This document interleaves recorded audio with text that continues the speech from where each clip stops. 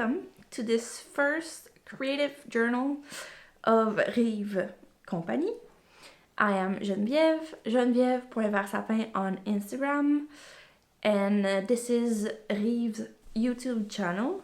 So Rives is a shop, a company, a shop, a yarn and fabric store. So a knitting and sewing store.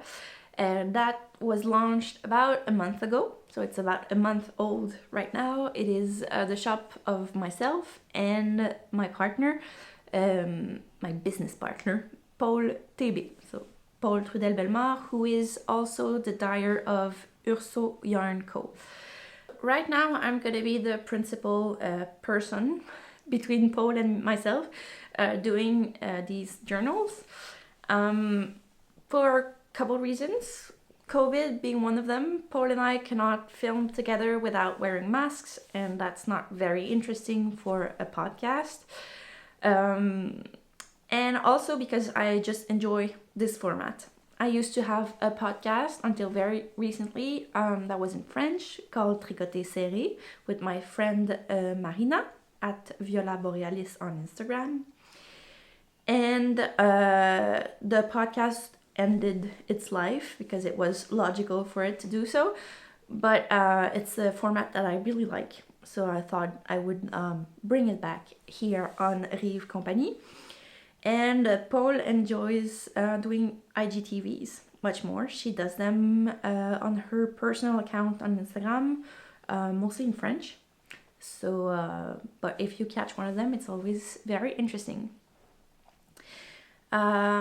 And I was thinking of filming outside today because it is a glorious day. But I'm inexperienced with filming outside. So I was trying to find a good spot and nothing worked.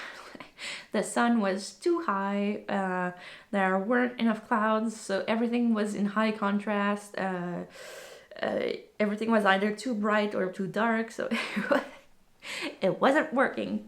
So I just gave up and brought a little bit of outside inside with those daffodils right there. So welcome. This is the first of these creative journals. I am trying to record them both in English and French so as many people can join as possible. Yeah, so the format is simple. It's going to be a bit of a podcast about knitting and sewing, but it's also somewhat a creative outlet for myself, so it's going to reflect what inspires me at the moment, what I'm working on. So mainly sewing and knitting, but perhaps I would like to maybe do some book reviews. Not often, very sporadic book reviews because I have almost no time to read. But I thought maybe this medium would motivate me to read more, and when I feel it is appropriate and when I feel like I want to share with you, I thought perhaps I could do book reviews once every so often, and perhaps a bit of gardening. Just a bit. I live in the countryside near Montreal, so I'm fortunate enough to have a big yard.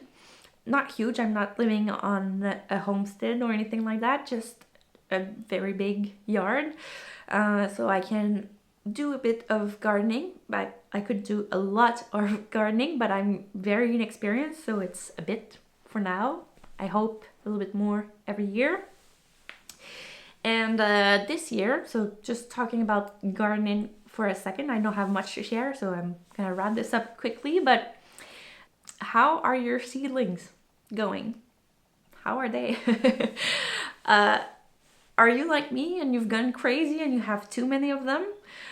So I'm reading a book about vegetable gardens, and it's really interesting. The lady says in the opening chapters that inexperienced gardeners will often plant too much seeds and end up with so many plants that they don't need.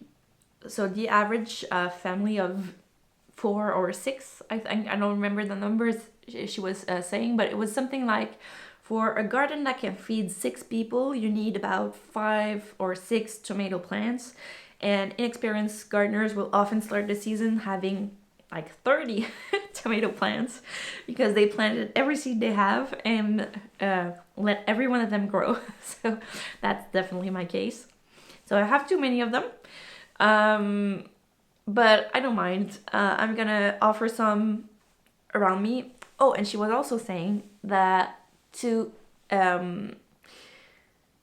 be able to calculate the space you need indoor for your seedlings, you should think that every plant that grows, that germinates, and that you keep and make and grow, by the end of the seedling seasons, before it goes outside, you're gonna need a space of about 15 centimeters per plant. So she says you should. I say she. I'm talking about a book by Mélanie Grégoire. If you are interested. It's in French, but it was really interesting. Like 15 centimeters per plant. You should calculate your space as such. So if you are like me, what happens is you just plant everything in small containers and plant as much as will fit on your space. For me, it's a table right next to the window, and then everybody grows, and then you plant them in bigger pots, and then you have no space. So right now I have like shelves, and everybody is kind of, the space is packed. It's gonna go on the dinner table next. It's time for them to go outside. So this was my gardening impressions. So knitting. So this podcast, as I said, this journal is gonna mainly talk about sewing and knitting. So these are both practices that go hand in hand in my creative life. Often I say to people, and it's always a bit surprising to them, that my whole wardrobe is handmade. I haven't been in a ready-to-wear shop in 5 years, I would say, 4 or 5 years, apart from a pair of yoga leggings that I bought recently. I haven't bought anything for years. So this is something that needs planning, I would say. Like, I have had periods in the recent years, I have had times where I didn't have any pants because I didn't make any, and I didn't repair those I had. So I didn't have pants for a while. I would just wear skirts and dresses, but it's always nice to have a pair, especially like black pants or something, because at that point I was working in an office, so I needed a pair of black pants, but I just wasn't making them. So you need to sort of plan what inspires you, what you feel like making, but also what you need in your wardrobe. You need to look at your wardrobe and ask yourself, what am I gonna need like a little bit ahead of seasons also, because you need time to make them. So it's a bit of a muscle. Like, you need to be inspired and everything, but you also need to look ahead and know what you're gonna need and make time to do them. So I thought it would be interesting to share that with you, that process. It's especially at a good time right now because I'm coming out of maternity, so I have been pregnant, like so my son is a little bit more than a year old, so I am past the postpartum phase, let's say, and I'm finding that my wardrobe doesn't fit me anymore, both size-wise, and it doesn't fit my lifestyle right now. So I used to, before I had my son, I used to work in an office. So I have a lot of like officey pieces. So semi-formal to formal work attire, let's say, that I don't need anymore, that don't fit my life. Right now I am self-employed, thanks to Rives. So I'm self-employed, but I don't want to wear pajamas all day long. So I need something that reflects this life for me. And I used to live in Montreal. Now I live in the countryside. So I need my wardrobe to reflect those life changes. And I'm a mom also, so I need more pocket space, like pockets to fit everything in. And I need my clothes to follow me and my son. So I need practical clothes. But yeah, basically. So let's talk about knitting. This is mainly a welcoming podcast, just to say this is the channel, this is what I want to do with that podcast, but I still have a couple of things to show you. So knitting, my main work in progress is a big piece. It is pullover. So it is the Sawyer Pullover by Sari Norlund, who is an amazing designer. I love everything she does. It's really inspiring. So the Sawyer Pullover is full of cables and textured stitch patterns. So it is a big piece. I'm knitting it in a mix of yarn. I'm using a fingering yarn from Urso Yarn Co., which is discontinued now. She has other fingering weights. It was called the Rêverie, which was a superwash. She doesn't have it anymore. But I had it in my stash. In fact, I made another pullover with it that I didn't like. I didn't like it for myself or to give to others. It was sitting there, so I decided to unravel it and use it for another project because the yarn was so beautiful. But the yarn was kind of a mauve, you can see it here. Kind of a little mauve, pink, a little bit gray. It's really beautiful, but it's not a color I would wear on its own. Like, I knitted the pullover and I just wasn't wearing it.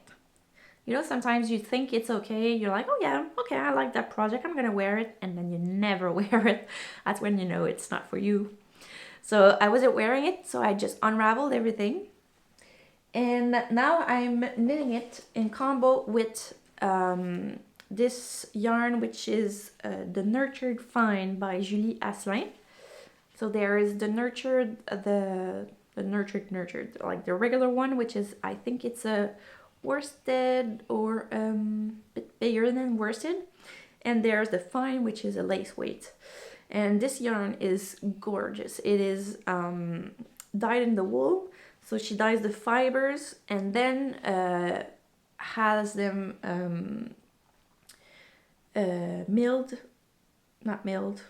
spun.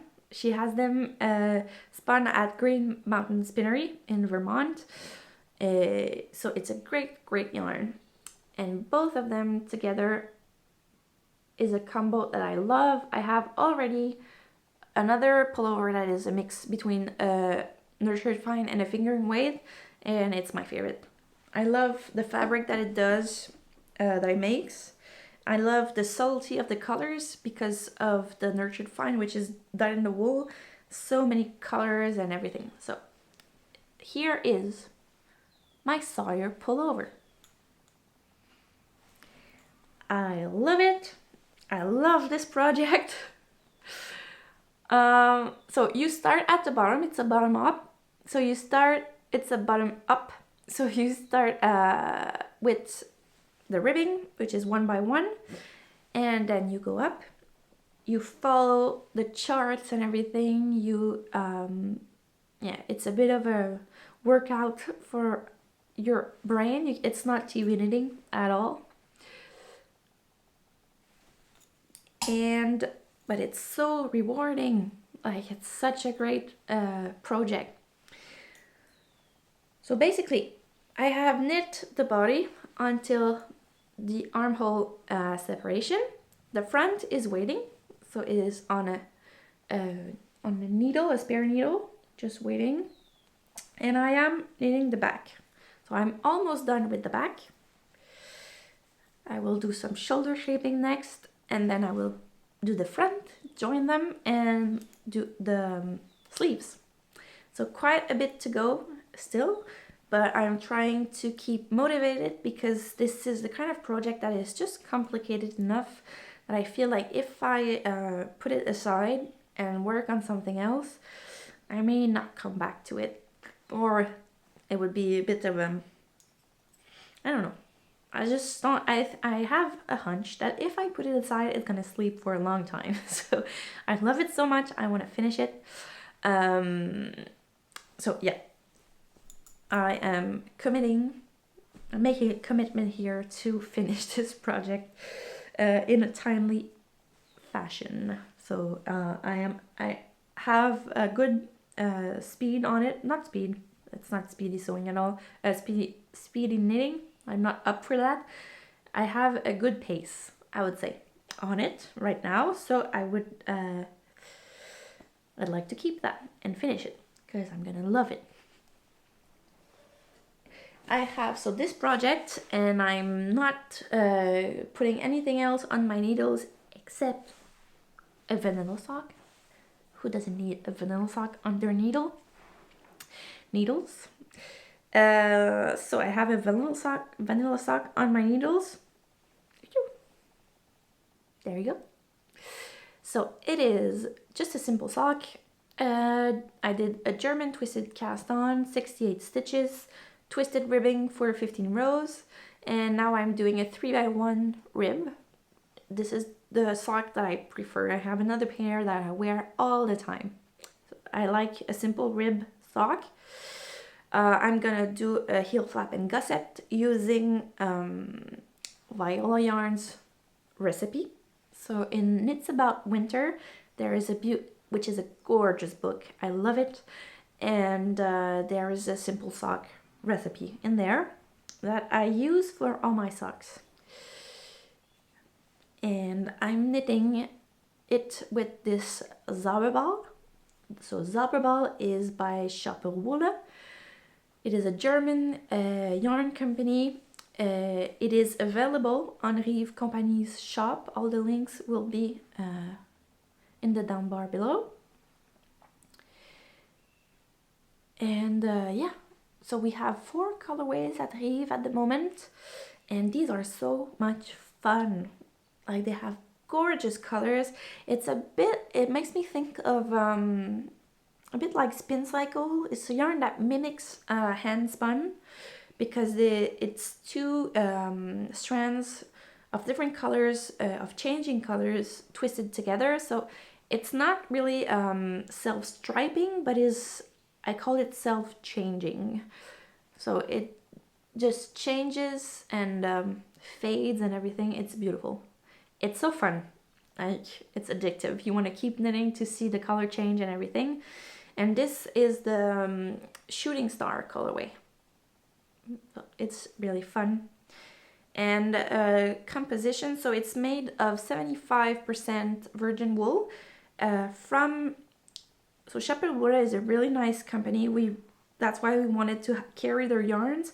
So they do a lot of work about durability, traceability, and reducing the production chain as much as possible. So everything is made in Germany, except for the cotton. When they do cotton yarns, they import from Greece, but it stays somewhat local. And all their wool is certified, so they work with small producers of wool. You can read it on their website if you want to have more information. It is really interesting to see what they do. So 75% Patagonia virgin wool and 25% biodegradable nylon. So again, they made a real. They worked on having a product that would biodegrade. Is that a word? In the environment quite quickly. So synthetic fibers will live for decades. Will survive for decades, and this nylon will degrade in 5 years. So not when you're wearing them. Once you throw it away, it will degrade in 5 years. So really nice. And nylon, of course, is for the durability of your socks. It is hard to find something, some yarn as durable as the classic wool and nylon blend for socks. So there you go, these are my knitting projects. Next on my needle will be the pattern by Jacqueline Cieslak. So in her Embody book, which is gorgeous, published with Pom Pom. It's such a beautiful book. I am waiting to get my hands on a copy. And in the book she has, I believe it is 2 sewing patterns and 1 knitting pattern, but these are patterns that have so many possible versions. It's like a lot of patterns in one. So the knitting pattern, I don't remember the name right now, but it's basically a pattern that you can make cardigans with long sleeves, you can make a button vest, a cardigan with short sleeve. You can do a lot of things with that pattern. And the version I'm interested in is the tee version, so the short sleeve tee. It has a gorgeous round neck, A-line shape, and cute short sleeves. So it's what I'm thinking of for the summer. I want to do it in a plant fiber yarn. More on that soon. And I'm also interested in the Valériane pattern by Geneviève, which is a Québécois designer. And her pattern is not yet available, it is in testing. And I wasn't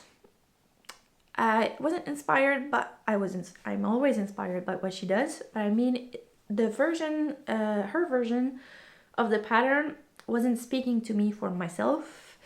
It was just not my style. But then I saw a version by one of her testers, by Marilyn Setegari on Instagram. She did a version, it wasn't her story, so I don't think you can see it, but it had short sleeve. It had more ease than what Geneviève is wearing on her version. So a little bit more ease, short sleeves, and she did it in this popping yellow that was gorgeous. And I saw it and I said, oh yeah, I can see it now. I can see I'm interested in that pattern. I would do something similar, I think, for summer. So yeah, those projects may be jumping on my needles, who knows. Sewing now. So sewing, you are seeing this piece on me right now. So this is a finished object. No, it's an almost finished object. There is a story there, I'm gonna tell you. So these are the Otis Overalls by Sew Liberated. So yeah, the Otis Overalls by Sew Liberated. It is an overalls pattern, as it says. So it has those crossing straps in the back and this really nice detail of a gathered back right here. So you can adjust it to yourself really easily with that. And yeah, it's really nice.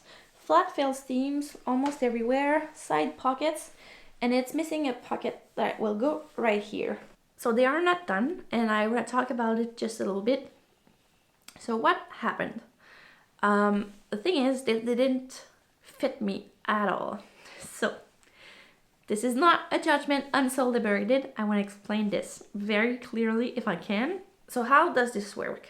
I would say that as you gain experience in sewing, you are going to find pattern companies that make patterns that fit you almost, I wouldn't say out of the box, because I always have to do some modifications, and most of us aren't fitting in any standard sizes.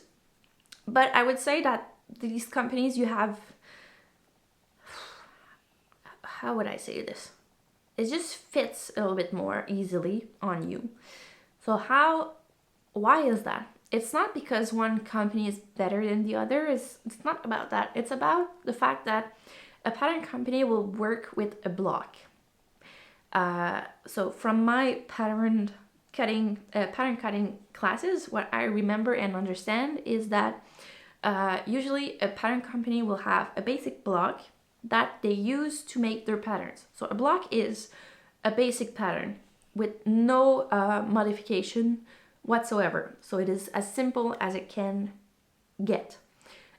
So it is their base pattern, and they use this base pattern to create, they modify it to create those designs that you buy.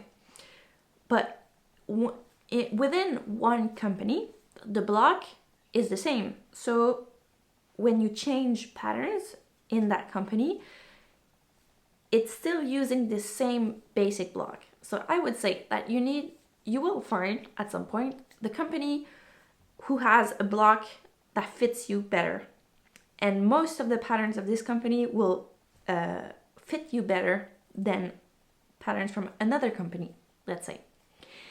And now companies who have an extended size range, like Closet Core patterns, they have two blocks. So they have one block for the regular size range, 0 to 20, and they have another block for the extended size range, 14 to 30, I think. But I digress. So basically, you need to find those companies. And it is my second pattern from So Liberated. I love her style. I love everything she does. But the block just doesn't fit me. And it's about myself, not about the company. Because her pattern, the Hinterland Dress, is such a popular pattern. So many people are making it and it fits them beautifully. And when I did that dress, I had to modify the pattern so much for it to fit me. Like I basically redrew the pattern, but I basically got inspired by the Hinterland and drafted the bodice myself for it to fit me. And again, it's not like her patterns are great. I encourage you to try them. It just doesn't fit on me. Like it's not the block for me. That's what I'm trying to say. But I still find her designs gorgeous, so I thought I would do the overalls and cross my fingers that it will fit me. It didn't. But then I modify it for it to fit me, and that's how it goes. And yeah, and that's the beauty of having these skills, because you can modify it for it to fit you, because it's impossible for a pattern company to fit everybody and every body. So what happened for me? So for me, the inseam was way too big. So the crotch was way too low. And I think it is designed with a bit of a dropped crotch. But if you are like me and you have generous thighs, this is really annoying, because your thighs, when they touch each other when you move, so the crotch keeps riding up, and it creates puckers in unflattering places. So not nice. So basically, I just brought the crotch up. And this is really easy to do at the pattern stage. But it's a lot more complicated to do once you have cut your pieces and you're trying to bring it up. I brought a pattern piece to show you. So I am back. You won't realize this, but I actually had to charge my battery. Because I'm recording both in English and French. I did the French version first. My battery isn't enough to do both of them at once. But I've actually ordered a new battery, so I should have two. So next time I'm filming one of these journals, it's gonna be easier. But so now I've had a break, I've had some lunch, and I'm back to talk to you about raising the crotch of a pattern. So as I was explaining, so basically at the pattern stage, it's really easy to raise the inseam of your pattern. So basically I folded away, some patterns will have a line to guide you to do this, but basically I folded away 4 inches in the front and 2 inches in the back. So it's quite dramatic. So that's why I'm saying I think the block of So Liberated just doesn't fit for me.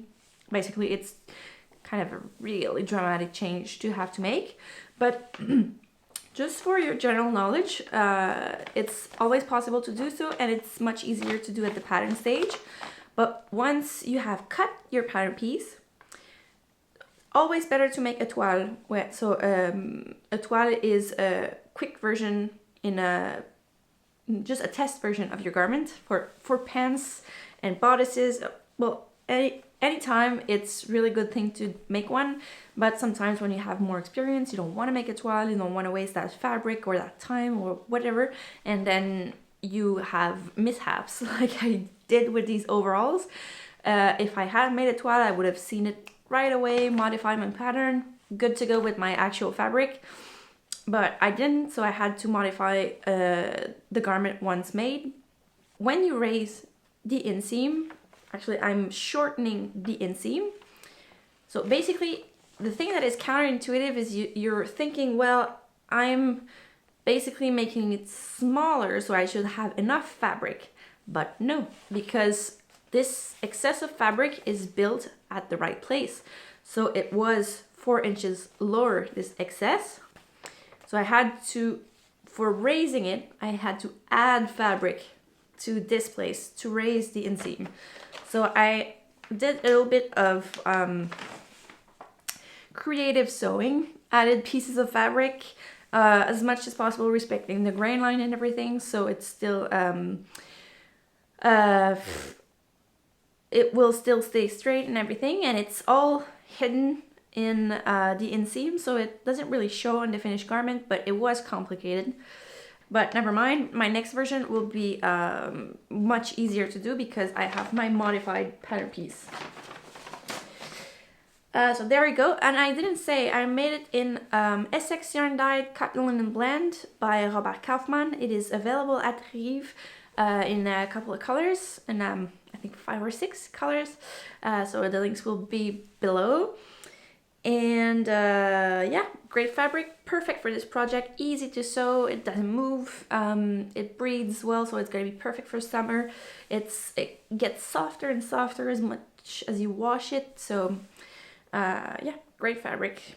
So far really liking it, and the color is great. It's kind of a beigey gray, really lovely. This is the flax colorway. So that was it for these overalls. I hope I haven't discouraged you to make them. It's a great pattern. You should, as I say, for some people it's gonna fit right out of the box, and for others it might not, but it's the same for every sewing pattern, so don't worry. Next project is gonna be, I am on a roll with these Essex yarn dyed cotton linens by Robert Kaufmann. So next I have washed it, is gonna be a pair of cropped pants, elasticated waist crop pants. I'm not gonna say which pattern. It may be a class coming up, a workshop coming up at Rives. I won't say more. You're gonna know more soon. So this is the Heather colorway. It's kind of a mauve, gray, slightly blue. It's wonderful. It's a very subtle color. So there you go. And I also have some dresses I'm thinking of, but I won't say more until my ideas are clearer. And as I said, I wish to come back here quite often. I'm not gonna promise anything, but I'm picturing like every 2 weeks or 3 weeks or something like that, and making the episodes not too long, around half an hour, 40 minutes, something like that. Just to keep in the pace of it, and I love this medium. So yeah, and please tell me if you have any special requests for this channel. You can comment below to tell me, or just leave a comment anyway. Gives me confidence in what I'm doing, so that would be nice. And subscribe, yeah, just to stay in the loop. And welcome to this channel, to this creative journal. Yeah, see you next time. Bye.